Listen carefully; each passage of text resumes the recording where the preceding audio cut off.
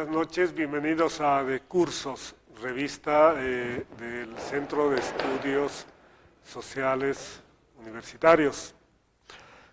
Tenemos la grata presencia de dos invitados especiales. El doctor Óscar Alba, director del Instituto de Estudios Internacionales, y del doctor Juan Mejía, docente de Derecho Constitucional de nuestra universidad, con quienes vamos a tocar un par de tópicos muy importantes, generalmente no abordados porque pecamos siempre de esta suerte de debilidad por la coyuntura, por la opinión meramente superficial acerca de los hechos que transcurren, y lo que pretendemos esta noche es conversar a profundidad sobre temas sustantivos.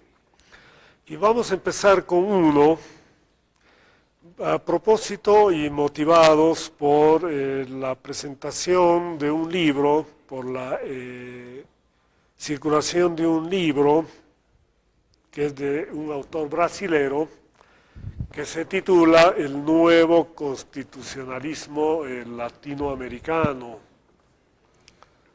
un estudio sobre Bolivia. Llama la atención la enorme cantidad de estudios, de tesis doctorales sobre el caso boliviano. La mayoría de ellos, sin embargo, enfocados a democracia, movimientos sociales, autonomía indígena, pero también hay otra beta concentrada en el proceso constituyente, la Asamblea Constituyente y su resultado normativo, que es la constitución política del Estado. Y esto en el marco de lo que aparece como un debate y es esta idea, este prefijo de nuevo constitucionalismo latinoamericano, que yo lo planteo como una pregunta, y con eso quisiera empezar la conversación, no la conversación con ustedes, sino un diálogo entre ustedes para que nuestros seguidores del programa puedan entender, ¿existe o en qué consiste un nuevo constitucionalismo latinoamericano y cómo se sitúa Bolivia en el marco de ese debate? Bueno, buenas noches, Fernando, Óscar. Los que conocemos esta parte del derecho, el derecho constitucional, que dicho de paso, hoy en día ha crecido de tal manera que muchos ya dicen que no debería ser una rama del derecho porque se necesita el apoyo de la antropología, de la sociología, de la política, de la economía, de las relaciones internacionales. Entonces ya tendría que ser una nueva disciplina. Hay alguno que inclusive habla de una carrera que enseñe simplemente estos tópicos. Estamos hablando de la carrera de Ingeniería Constitucional, ¿no? Y alguno ha ido más allá. Tú sabes, Fernando, en México, reingeniería constitucional, ¿no? Entonces, pero en ese contexto, nuestros estados han corrido por tres paradigmas, tres modelos. Uno es el constitucionalismo liberal, dicho rápidamente, la primera etapa de nuestra historia movida por esos patrones, un constitucionalismo social a partir de la década de los años 30, luego de la guerra del Chaco, y cuando se discutía en puridad cuáles eran en precisión los derechos fundamentales, individuales o sociales, emerge un nuevo paradigma, un nuevo modelo, y este es el constitucionalismo llamado ahora neoconstitucionalismo. El otro nombre que se le da es constitucionalismo crítico latinoamericano, o como dice mi amigo Antonio Rivera, el constitucionalismo contemporáneo. Entonces, hay hitos que ver en esto, ¿no? O sea, y además, es una tercera fase, diríamos. Así es, así es. Reflexión. Y que Bolivia, el Ecuador, antes Colombia, han dado pasos importantes. Sin embargo, tal vez señalar que nuestra Constitución tiene ese modelo. Un par de rasgos sobresalientes de ese modelo, en términos generales. Sí, un par, sí. Está basado nuestra Constitución hoy en valores, principios, derechos y garantías. Esos son los 4 pilares que sostienen este ordenamiento. Pero además hay una finalidad, y esa finalidad es el vivir bien, por una parte. Por otra, como se conoce tradicionalmente, la Constitución no tiene una parte dogmática y una parte orgánica. La dogmática se refiere a derechos, la soberanía, etcétera, y una parte orgánica que se refiere a la organización del Estado, los órganos, las relaciones de los ahora llamados órganos, antes poderes, y la organización territorial del Estado, autonomías, etcétera. Personalmente, muestro mi complacencia por la primera parte, la parte dogmática de derechos. Están tan bien ordenados que hay derechos de la primera, segunda, tercera generación. El agua y los servicios básicos como derechos. Sin embargo, no tengo, digamos, similar criterio en relación a la segunda parte. Un claro ejemplo es cómo se eligen a los jueces. Antes de pasar a la segunda parte, en la primera parte están los derechos de cuarta generación también, que son los derechos colectivos, los derechos de los pueblos indígenas, Exacto. Que es un rasgo peculiar de la Constitución boliviana, también la ecuatoriana, y que son el sustento de lo que caracteriza al Estado boliviano del siglo XXI desde el 2009, que es el Estado plurinacional. Óscar, se sitúa en el marco de este debate del nuevo constitucionalismo esta idea del Estado pensado ya en una lógica de responder a la diversidad cultural, étnica, a la heterogeneidad social. ¿Tiene que ver con eso?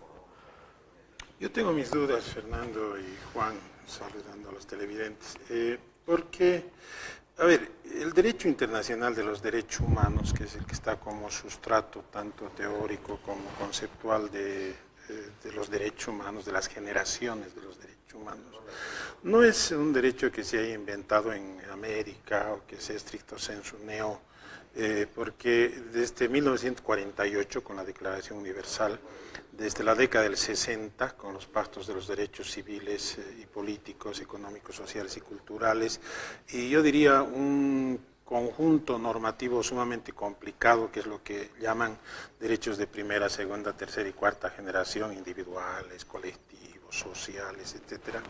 Para mí son el alma, el núcleo de la reforma de la nueva Constitución, de la Constitución del 2009.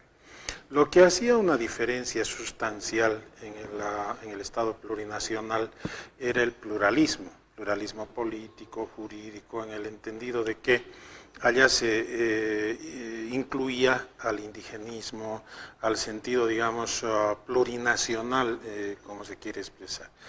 Desde mi punto de vista, ambos, tanto el núcleo de los derechos humanos como el núcleo del pluralismo jurídico, especialmente en el reconocimiento del derecho indígena originario, están totalmente estancados, ¿no? Ahora.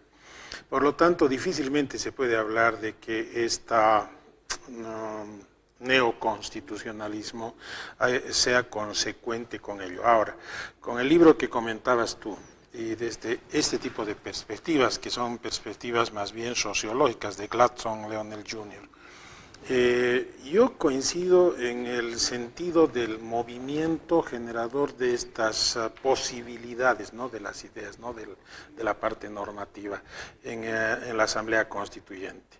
En realidad creo que hemos coincidido en una mirada tanto politológica, jurídica, sociológica, en que ha habido una gigantesca movilización previa a la Asamblea Constituyente que ha posibilitado que esto ocurra. Pero este es un elemento sociológico en el que no explica del mismo modo la construcción de la Constitución y su desencadenamiento. En realidad, cuando el debate de la época, nosotros desde el Instituto de Estudios Internacionales habíamos intentado aportar, por ejemplo, en el tema del pluralismo jurídico, pero jurídico. Tuvimos un trabajo para la GTZ que llegó a tener 4.000 ejemplares distribuidos en la Asamblea y fuera de la Asamblea, y bueno, se quedó allá. Es decir, no ha habido ningún debate posterior sobre el aspecto jurídico contenido en ese aporte que fue acordado con la Asamblea Constituyente, la entonces constituyente Rebeca Delgado, la GIZ o GTZ y nosotros. Esa es una muestra de las rutas incompletas, inconclusas.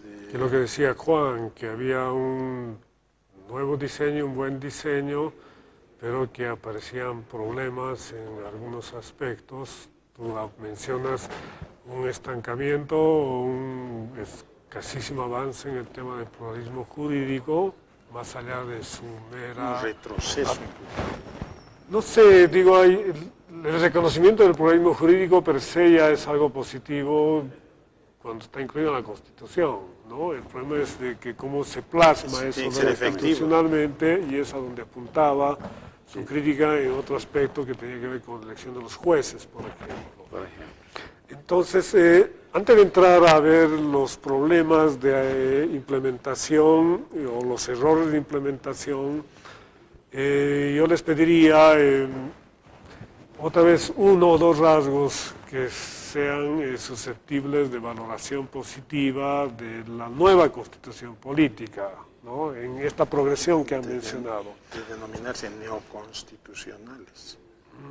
¿Y qué es lo que los hace nuevos? Y si en esas novedades hay uno o dos aspectos realmente positivos que vale la pena afirmar como un aporte al diseño de la relación Estado-sociedad. Así es. Yo creo que el tema del bloque de constitucionalidad es un gran aporte, porque como muy bien sabemos los abogados, con la tradición positivista, normativista, que no me va a gustar mucho a mi amigo Oscar, pero la famosa pirámide de Kelsen, la Constitución, la ley de leyes, indiscutible, y ahí había esa pirámide, ¿no es cierto? Todo el desarrollo constitucional posterior. Pero hoy, conforme a nuestra Constitución, junto a la Constitución está el bloque de constitucionalidad. ¿Y cómo está constituido el bloque de constitucionalidad? Por tratados internacionales, convenios internacionales en defensa de los derechos humanos. Entonces, el 256 dice inclusive que si hay una... Pero hablaremos pensando en un público que no domina esta jerga. Ya. Porque tú dices 256 y yo no sé exactamente a qué te estás refiriendo. Claro, el artículo 200... Primero, para fines de la audiencia, la pirámide de Kelsen quiere decir que hay una primacía de la Constitución sobre todas las otras normas legales, ¿no? Así es.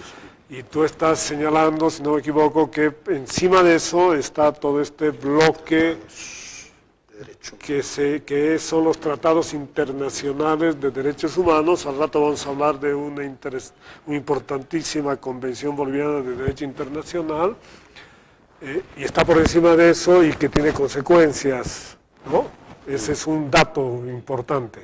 Puede estar encima de la Constitución, pero tiene rango de reconocimiento constitucional, por eso decía junto. Junto, de acuerdo. Ya, y el 256 es el artículo. Claro. Ya. Dice el artículo 256 de la Constitución: los derechos reconocidos en la Constitución serán interpretados de acuerdo a los tratados internacionales de derechos humanos cuando estos prevean normas más favorables.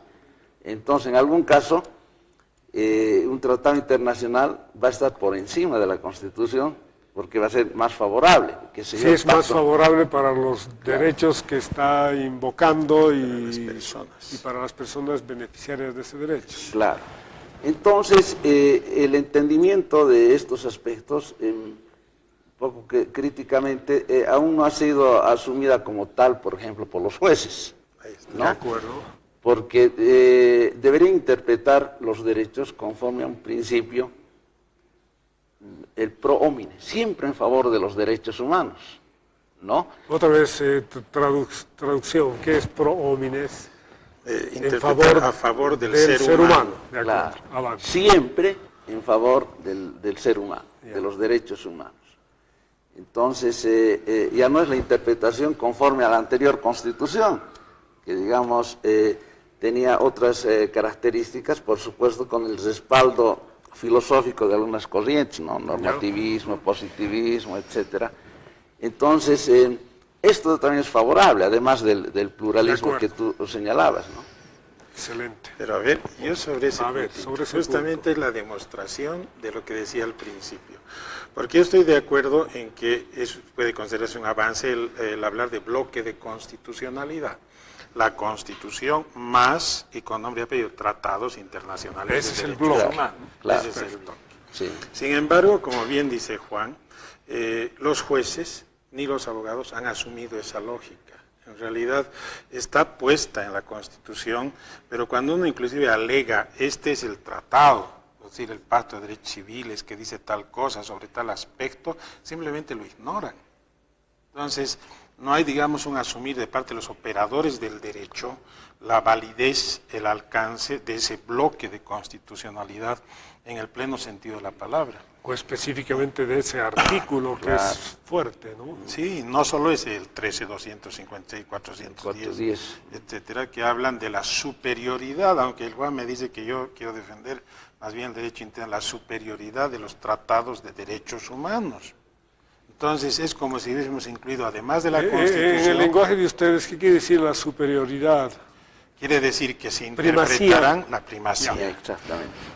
Entonces, ¿qué es lo que pasa? Es una constitución que todos los doctrinarios asumen que es una gran constitución, es una constitución que incorpora muchas cosas, entra dentro del sentido del neologismo, ¿no? Neoconstitucionalismo. Pero a la hora en que se trata de ver cómo funciona, este funcionamiento está recortado por todas partes. Es más, a ver, yo te diría que el único libro que ha hecho una concordancia entre la Constitución y el Derecho Internacional de Derechos Humanos lo hizo el IDI. Cuando sacamos el libro, 1000 ejemplares se vendieron en 6 meses, creo, 1000 ejemplares. Para los siguientes años, cuando sacamos una segunda edición, se compraba de 10 en 10 y seguimos teniendo todavía no sé qué cantidad de libros almacenados. ¿Y dónde Eso se puede demuestra comprar? la Porque, digo, es en el importante. Instituto de Estudios Internacionales, vía internet, De acuerdo. en la página web del IDEI. Sí, me interesa mucho resaltar este tema porque yo que hago seguimiento a todo el debate político, postconstituyente, etcétera, es la primera vez que veo este punto resaltado y asumo claramente las implicaciones positivas que tiene. Y al mismo tiempo es fácil entender cómo hay un punto débil en toda esta cadena que son los operadores, los actores, en este caso los jueces. No Pero solamente también los jueces, los representantes abogados, políticos, los legisladores y los políticos, y algo que aparece como un elemento positivo en vez de ser una herramienta, ¿no?, para implementar y mejorar las condiciones de ejercicio de justicia y vigencia de derechos, tenemos más bien una suerte de estancamiento. Pero seamos justos, a ver, me voy a exceder un poquito del tema de la neoconstitucional. ¿Qué ha estado haciendo Bolivia? Ha estado incorporando en sus leyes diversas instituciones del derecho internacional de los derechos humanos. Por ejemplo, ley contra la discriminación. Por ejemplo, ley para la protección de los indígenas, de los menores, de los discapacitados, etcétera. Eso es parte del derecho internacional de los derechos humanos y está derecho diferenciado, legislándose en Bolivia. Pero una cosa es legislar ciertos institutos y con mucha fuerza, y otra cosa es ir desconociendo todo el desarrollo de ese derecho internacional que tiene que ver, por ejemplo, con sentencias de la Corte Interamericana de Derechos Humanos. Asumamos que el control de convencionalidad se está metiendo en Bolivia, pero mira, estamos del 2009 hasta el 2017. Se está metiendo en Bolivia. Es más, Bolivia, por ejemplo, en los informes periódicos que hace para el Consejo de Derechos Humanos de la ONU, presenta un montón de sus propias deficiencias, son informadas allá y existe un debate en el cual Bolivia acepta y no acepta lo que le parece, teniendo una constitución de este tamaño, digamos, como dices tú, con 4 generaciones de derechos humanos, declarativa principista de derecho y obligación. Entonces hay muchas cosas, procurando no ser injusto, que se están implementando, digamos, desencadenando desde la Constitución, cosas que a veces son más que necesarias, pero otro montón que están como detenidas. Ahora, yo voy a mi tema, insisto en mi tema. Para mí el derecho internacional de los derechos humanos era un avance espectacular, no era parte de los programas, Fernando, y tú no me vas a dejar mentir si estaba o no en todo el debate preconstituyente. No era parte de las propuestas de texto constitucional. ¿No es cierto? No era parte. Por lo tanto, ha venido así como una cosa puesta, entiendo yo, desde las ONGs, desde la cooperación internacional, que es la que más ha trabajado en la Asamblea Constituyente en Sucre.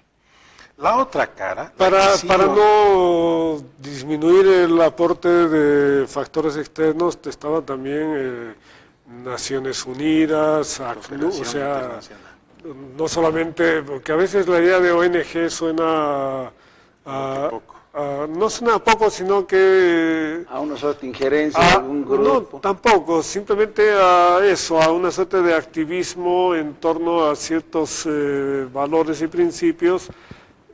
Está bien, ¿no? Que son de carácter más bien global, universal, transnacional, vamos a decirlo, pero también hubo apoyo, influencia de órganos que piensan apoyan a los estados como tales, no solamente a Está bien, actores, si ¿no? me permites, yo vuelvo sobre eso luego, Ya. cuando tú quieras. Ya. Pero voy a donde creo que debería haber, es el aporte neo, además de, ya he dicho que no es tan neo lo de derechos humanos.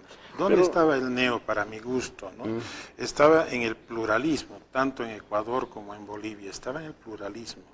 Y en este caso en especial, en el pluralismo jurídico, ¿no? Y un pluralismo jurídico que desde mi punto de vista, solo el día en que se puso la ley de deslinde jurisdiccional, sin ninguna eficacia, etcétera. Volvió, ni siquiera se estancó. Yo digo, volvió a Carlos V. Entonces, Ni siquiera a la época del GONI, el pluralismo del GONI. Si no, volvió a Carlos V, porque ¿qué decía Carlos V? Decía, entre indios, que rija su norma. Con Las tal dos de que- repúblicas. Claro, con tal de no contraer a la iglesia, la corona, etcétera. Pero sí, y eso es lo que dice en su artículo 10 la ley del deslinde jurisdiccional. Pero lo que decían, cortito, lo que pasa es que todavía esta Constitución está desarrollándose, sigue el proceso. Hay muchas leyes que se han prometido y que tienen que ser resultado de esto, que no se han dictado. Sigue en discusión el tema del sistema penal, por ejemplo, De ¿no? acuerdo. Y hay otras. Evidentemente que en ese interín hay distorsiones, como el deslinde. Las autonomías no podemos darle un calificativo porque sencillamente no están funcionando, ¿no? Están funcionando deficitariamente, que es otro tema. Claro, el tema, yo parto porque no tienen estatutos, las municipalidades, los gobiernos no tienen cartas orgánicas y es elemental, ¿no es Sí, cierto? sí, es un proceso. Me gusta esa idea. Una pregunta. De las tres fases, el liberal llevó más de un siglo. El constitucionalismo social desde la Revolución Rusa y Mexicana todo el siglo XX. Estamos en una tercera fase. Llevamos en el caso de Bolivia 8 años, ¿no? Así, algo así como que necesitamos un poco de paciencia, ir evaluando, ajustando, haciendo las leyes necesarias. Por lo tanto, es un recorrido que exige mucha pericia, pero al mismo tiempo un cierto manejo de temporalidad, ¿no? Para no empezar con el dictamen de fracaso, cuando en realidad lo que se tiene es un enorme desafío, ¿no? Que tiene además como carga previa todas las deficiencias del Estado boliviano. Entonces, esa es una buena idea de paciencia y veamos cómo con estos debates y estas convenciones podemos ir avanzando justamente para ir detectando estos problemas. Es y que hay que darle resolviendo. el verdadero cauce a este nuevo constitucionalismo. Si se encausa mal, ¿Ya? entonces vamos a volver a aspectos caóticos o vamos a retroceder muchos años, por decirlo ya así, puedes- cronológicamente. ya. Por decir, por ejemplo, en el tema del pluralismo jurídico, si se distorsiona esto va a ser un pluralismo caótico, ¿no es cierto? Entonces, en lugar de avanzar, vamos a retroceder. Por una parte. Por otra, este tema de la convencionalidad, que me parece importante que lo tratemos seguramente en otro momento, etcétera, pero es importante porque el juez hoy no solamente tiene que, en un caso cualquiera, aplicar el test de constitucionalidad, porque lo que lleva tiene que ser de acuerdo a la Constitución, ¿no es cierto? Sino que tiene que haber el test de convencionalidad, y en ese caso tenemos que revisar estas normas internacionales. Bueno, así como la justicia es ciega, el tiempo es oro, y en la tele es realmente mortal.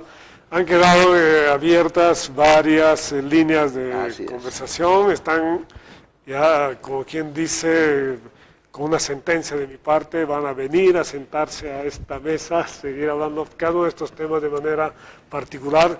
Para cerrar, yo quiero avisar que hay una 8ª Convención Boliviana de Derecho Internacional, organizada por el IDI, el Colegio de Abogados y varias otras instituciones. Quisiera cerrar, yo me despido, pero le pido a Oscar que brevemente pueda hacer un anuncio acerca de este evento que completa nuestra conversación. Gracias, Fernando. En realidad la Convención Boliviana es un intento de aglutinar, acercar a docentes, estudiantes y profesionales del área del derecho y las relaciones internacionales. Lastimosamente, y creo que estamos todos conscientes de ello, en Bolivia no existe un aparato administrativo, institucional y académico lo suficientemente sólido en esta área. En realidad el IDI es uno de las pocas instituciones, llamemos privadas, sin tocar al Ministerio de Relaciones Exteriores o a la Procuraduría General del Estado, que son entes encargados de derecho internacional. Y entonces desde el instituto lo que intentamos es plantear diversos temas que nos permitan dialogar, así como en este momento, cosas que ocurren en el derecho internacional. Solo por mencionar algunas de ellas, por ejemplo. Eso lo vamos a tocar específicamente en términos de contenido de la convención, ¿no? Es una invitación para ya motivar la participación. Se va a realizar el 31 de agosto y el 1 de septiembre. ¿No? Vamos a hacer una amplia difusión de este tema a partir de una conversación. Entonces, y con los invitados internacionales. Y con los invitados internacionales en su momento. Quiero agradecer la presencia del doctor Juan Mejía, del doctor Oscar Alba, y a nombre del CESU, gracias a ustedes por su atención.